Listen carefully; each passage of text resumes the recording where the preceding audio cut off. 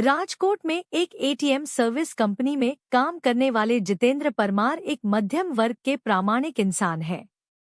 उनकी शादी को करीब 4 साल हो चुके हैं। उन्हें एक बेटा भी है।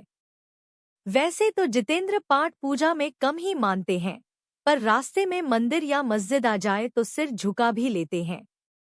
जितेंद्र की नौकरी का समय तो दिन में 8.5 घंटे होता है, पर एटीएम मशीन का फॉल्ट आने पर उन्हें रात के किसी भी वक्त सर्विस देने जाना पड़ता है। अपने इसी काम के चलते वह एक रात अपनी बाइक पर जा रहे थे। उन्हें शहर से थोड़ी दूर बसे एक रिहायशी इलाके के पास में एटीएम फॉल्ट ठीक करने जाना था। वैसे तो इस काम के लिए 2 एग्जीक्यूटिव जाते हैं, पर जितेंद्र का पार्टनर उस रात बीमार था तो सर्विसिंग के लिए उन्हें अकेले ही जाना पड़ा। स्पॉट पर जाकर जितेंद्र ने अपनी बाइक स्टैंड पर लगाई। तभी उन्हें वहां एटीएम बूथ पर एक लड़की दिखी। जितेंद्र ने सोचा कि उसे शायद पैसे निकालने होंगे और वह के ठीक होने का वेट कर रही होगी। फॉल्ट ठीक करने के लिए जैसे ही जितेंद्र एटीएम बूथ के अंदर आए तो वह लड़की भी अंदर आने लगी। सिक्योरिटी गार्ड ने उन्हें बाहर रुकने के लिए कहा। अब जितेंद्र अपना काम कर रहे थे। तभी अचानक उसकी नज़र एटीएम बूथ के बाहर गई।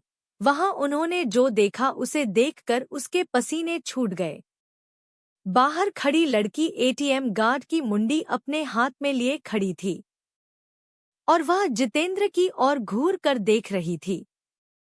यह सब देखकर जितेंद्र का दिल बेतहाशा तेजी से धड़कने लगा।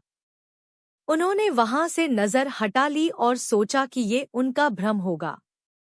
वो ये सब सोच ही रहे थे कि तभी अचानक उनके सीनियर का फोन बज उठा। यह फोन वहां का फॉल्ट जल्दी ठीक करने के लिए था। कांपते कांपते जितेंद्र फिर से काम पर लग गए। थोड़ी ही देर में उन्होंने एटीएम मशीन ठीक कर लिया। इस बार एटीएम बूथ से बाहर देखने पर सब नॉर्मल लग रहा था। वह लड़की भी वहां खड़ी थी और एटीएम बूथ का गार्ड भी उसके पास आराम से खड़ा था। जितेंद्र ने सोचा कि पहले जो भी देखा था वह सब उसका भ्रम होगा। वह काम निपटा कर सीधा अपनी बाइक की ओर दौड़ गया।